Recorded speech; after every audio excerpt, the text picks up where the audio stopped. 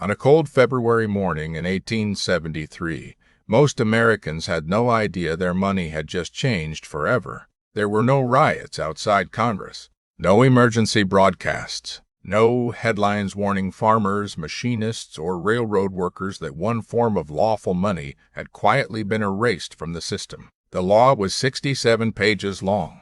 Buried deep inside it was a technical revision that almost nobody read carefully. A few deleted words, a few rewritten definitions. Nothing dramatic on the surface. But after that law passed, the standard silver dollar, the coin millions of ordinary Americans trusted more than paper promises, was no longer part of the official monetary structure of the United States. Overnight, silver became something else. Not money, not constitutional tender, just metal. Years later, furious farmers and labor organizers would call it the crime of '73. Not because soldiers seized vaults or because mobs stormed banks, but because the rules of value itself had been rewritten quietly enough that the public barely noticed until the damage had already spread through wages debts and land prices. And this was not the last time it happened. In 1965, the silver vanished from American coins again, this time in plain sight. The government replaced precious metal with copper and nickel sandwiches so cheap that people called them tin can money. Then in 1971, the final tether snapped. The dollar itself stopped being redeemable for gold. 3 moments, 3 monetary amputations, each one sold to the public as modernization, each one increasing the power of institutions that could create currency without the discipline of metal redemption. And each one raising the same uncomfortable question: if money can be changed by decree, what exactly are you storing your life's work inside? Long before Americans trusted paper dollars, they trusted sound, not speeches, not signatures, not central banks. Sound. A silver coin striking a wooden counter inside a general store in Missouri. A Mexican silver peso landing on a saloon table in Texas. A worn Spanish piece of 8 changing hands at a New Orleans dock. People listened to money before they accepted it. Merchants bit coins, dropped them on stone, balanced them in their palms. A fake coin sounded dull. Real silver rang sharp and high, a tiny metallic bell carrying centuries of trust. Because before modern finance became abstract, money was not a promise. Money was weight. The American monetary system originally reflected this reality. The Coinage Act of 1792 established a bimetallic standard. Gold and silver would both function as legal money. The dollar itself was legally defined by metal content, not government declaration. This mattered enormously for ordinary people. Gold circulated among banks, exporters, and wealthy merchants. But silver moved through the hands of workers, farmers, shopkeepers, and railroad laborers. Silver was the people's money, because smaller transactions depended on it. A Kansas farmer selling wheat might never touch a gold eagle in his life, but he understood silver dollars immediately. The system was imperfect. Metal standards always are. Silver discoveries in Nevada and abroad changed supply levels. Gold flowed unevenly between nations. Banks still failed regularly. But there was one brutal discipline built into metal-backed money. Governments could not create infinite units of value without physically obtaining more metal. That limitation restrained political fantasies. A government could debase coins by reducing silver content. Ancient Rome did exactly this. By the 3rd century, Roman silver coins contained so little precious metal that citizens began hoarding older versions and rejecting newer ones. Prices exploded. Trust collapsed. Soldiers demanded payment in hard goods instead of currency. The pattern would repeat across centuries. Because fiat systems are not new, they are ancient. Almost every empire eventually discovers the temptation to replace difficult money with easy promises. The language changes. The mechanism does not. And by the late 1800s, powerful American banking interests were becoming increasingly uncomfortable with silver. Not because silver lacked value, because silver imposed limits. Industrial expansion required enormous credit creation. Railroads consumed capital at unprecedented scales. Eastern financial institutions preferred tighter control over monetary issuance, international alignment with European gold standards, and a currency system easier to centralize through banking networks. Silver complicated that vision, especially for debtors. This is the part most history textbooks flatten into technical jargon. But on the ground, the conflict was brutally simple. If money becomes scarcer, debts become heavier. Imagine you are a Nebraska farmer in 1872. You borrowed money to buy land and equipment.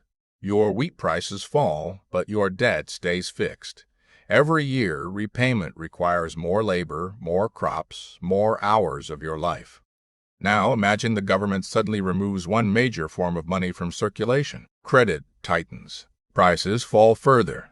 Banks gain leverage. Debtors suffocate. This was not theory to the people living through it. It was foreclosure notices nailed to doors, auctioned farms.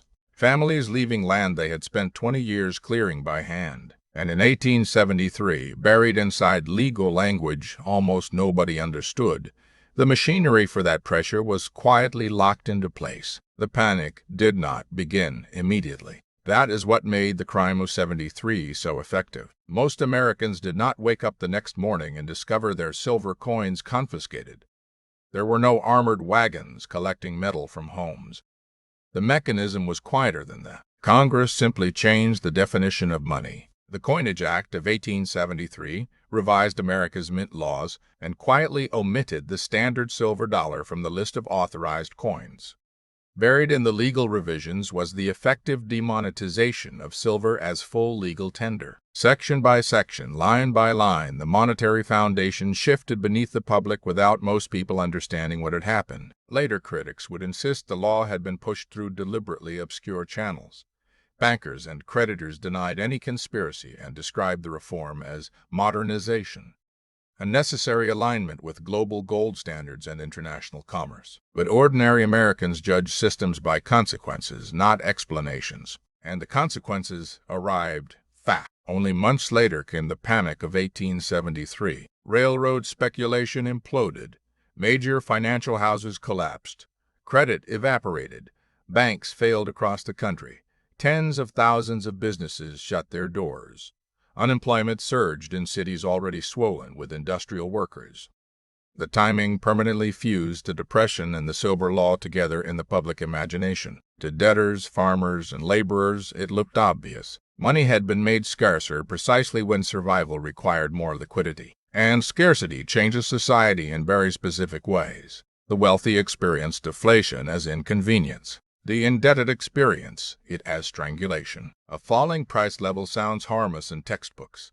In reality, deflation can become a transfer mechanism from labor to creditors, because debts do not fall when crop prices collapse. Imagine a farmer in Iowa who borrowed $1,000 in 1870. At the time, wheat prices are relatively strong. The debt appears manageable. Then credit tightens after 1873. Crop prices sink. Rail transport costs remain high. Banks become more aggressive.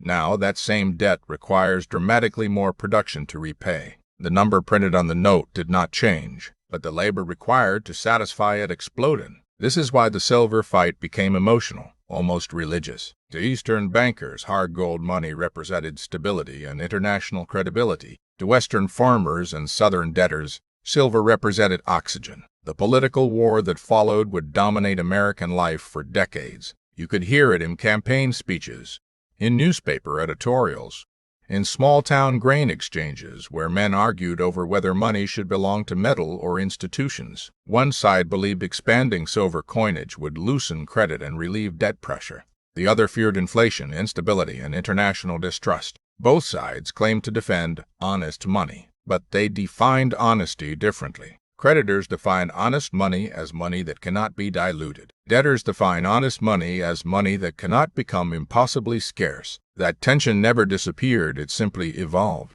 And during the late 19th century, the conflict became vicious. William Jennings Bryan electrified crowds in 1896 with his famous Cross of Gold speech, accusing financial elites of crucifying laborers upon a rigid gold standard. You shall not crucify mankind upon a cross of gold. The line survived because millions already felt the pressure in their daily lives. A Kansas farmer watching auctioneers sell neighboring land understood exactly what Bryan meant. So did miners whose livelihoods depended on silver demand. So did factory workers paid in dollars that bought less food whenever unemployment surged. Meanwhile, another pattern emerged, one that repeats in nearly every monetary transition in history. The public began hoarding older coins.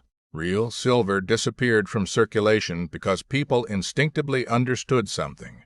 Economists later formalized as Gresham's law. Bad money drives out good money. When two forms of currency circulate together, people spend the weaker one and save the stronger one. Nobody hoards paper promises when silver still exists. They hoard silver. This instinct would reappear almost a century later when Americans started pulling silver quarters and dimes from circulation during the 1960s, not because they were conspiracy theorists, because arithmetic eventually becomes obvious. And here's the uncomfortable historical pattern connecting all these episodes. Governments rarely remove hard money because the public demands it. They remove it because hard money limits flexibility. Metal-backed systems restrict debt expansion. They constrain wartime spending. They punish prolonged deficits. They force painful political choices faster than fiat systems do.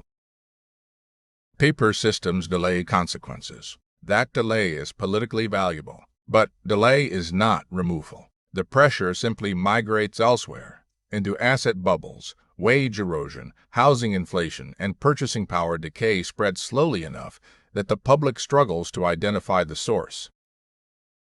This is why the crime of '73 still matters, not because silver itself was magical, but because it marked a philosophical turning point. Money was beginning to transform from a measurable store of labor into a managed instrument of policy. And once money becomes policy instead of weight, the people closest to policy gain extraordinary power over everyone else. By the early 1960s, the United States faced a problem it could no longer hide inside accounting language. The silver inside American coins had become worth more than the coins themselves. A real quarter, a pre-1965 quarter, contained 90% silver.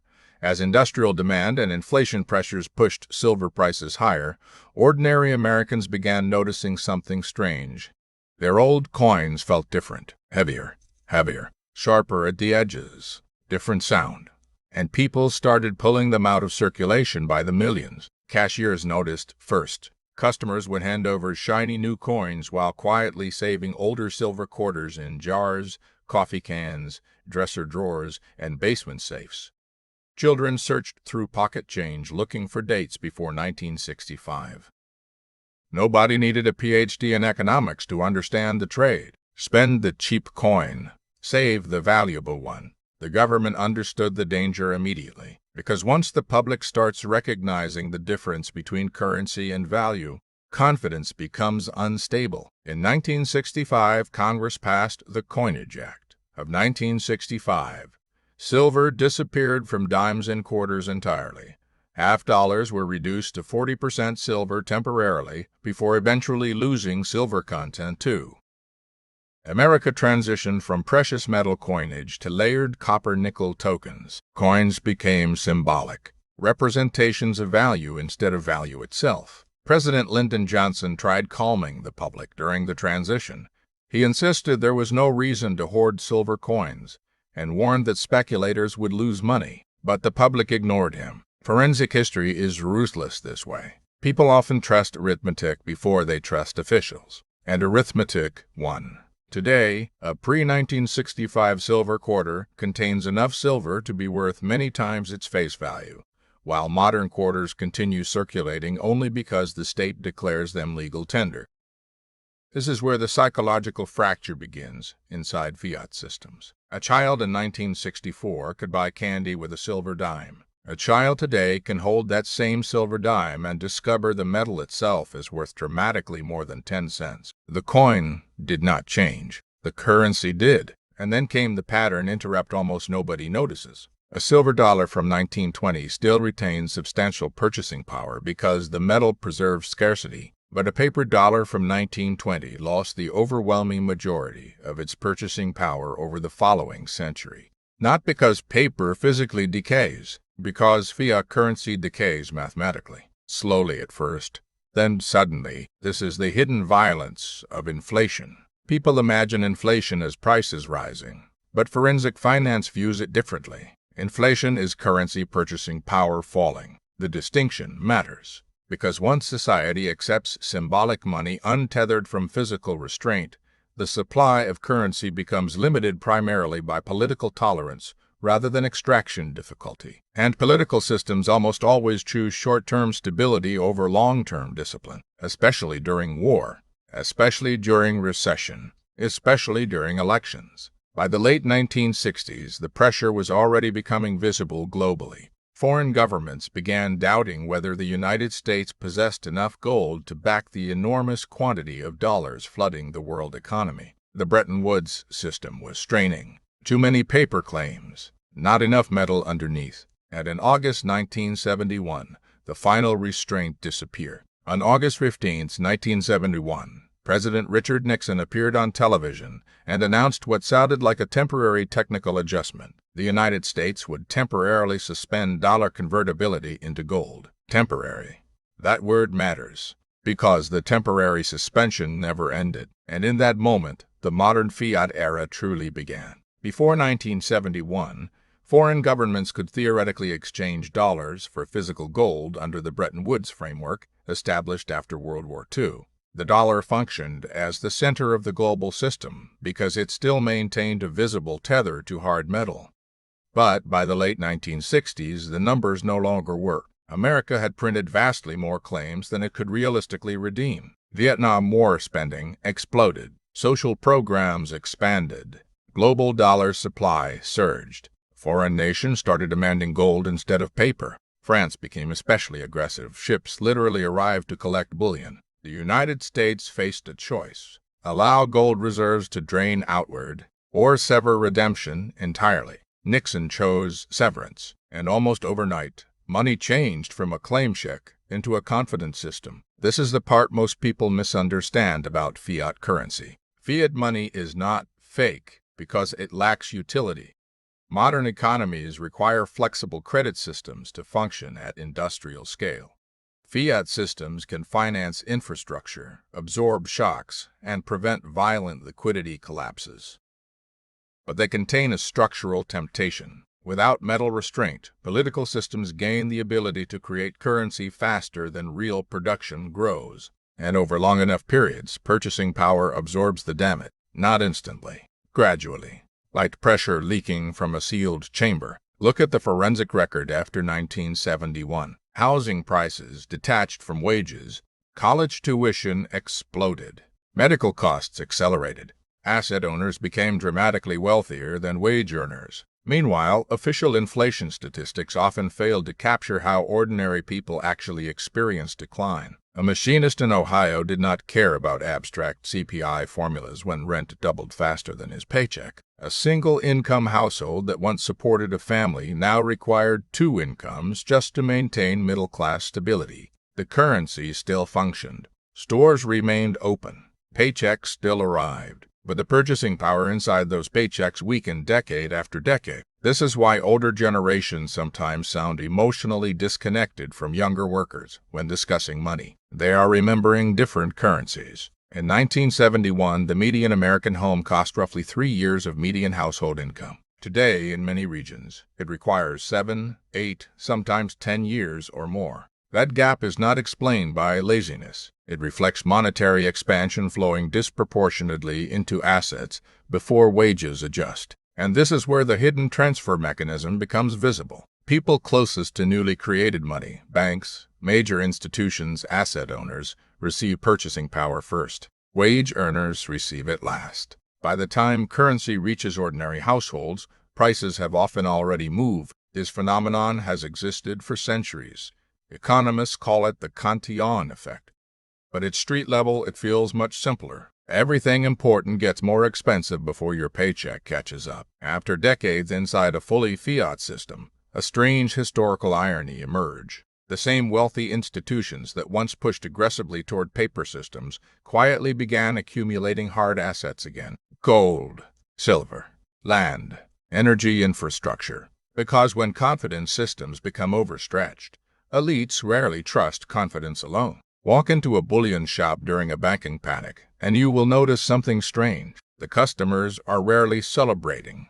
They are quiet. Construction contractors, retired couples, software engineers, small business owners, sometimes young people carrying a few $100s in savings they no longer fully trust inside digital accounts. They are not buying gold and silver because they believe civilization ends tomorrow. They are buying optionality. That distinction matters. The forensic record shows that hard assets do not make people rich automatically. Gold underperformed stocks during many periods. Silver collapsed brutally at times. Precious metals generate no cash flow and can remain stagnant for years. But history also shows something else. During periods when confidence in paper systems weakens, tangible monetary assets often survive transitions that destroy leveraged paper wealth. This is why central banks themselves continue holding gold reserves despite publicly defending fiat systems. Because deep underneath modern finance lies an uncomfortable truth. Even institutions built on confidence still prepare for distrust. And that brings us to the real lesson of the crime of '73. The issue was never silver alone. The issue was dependence. A society entirely dependent on institutional promises becomes vulnerable to institutional rule changes. Sometimes slowly through inflation, sometimes suddenly through banking freezes, capital controls, or debt crises. The people who survive monetary transitions best are usually not extremists. They are diversified, realists, people who understand the difference between nominal wealth and usable wealth. A retirement account may rise numerically while purchasing power falls underneath it. A paycheck may grow while housing becomes permanently unreachable. A currency may remain legal tender while losing the trust that once gave it emotional legitimacy. So the survival protocol derived from the forensic record is surprisingly simple. Hold some assets outside pure financial abstraction. Reduce dependency where possible. Understand monetary history before crises force you to learn it emotionally. Because every generation eventually faces the same decision. Trust the system completely, or prepare for the possibility that the rules may change again.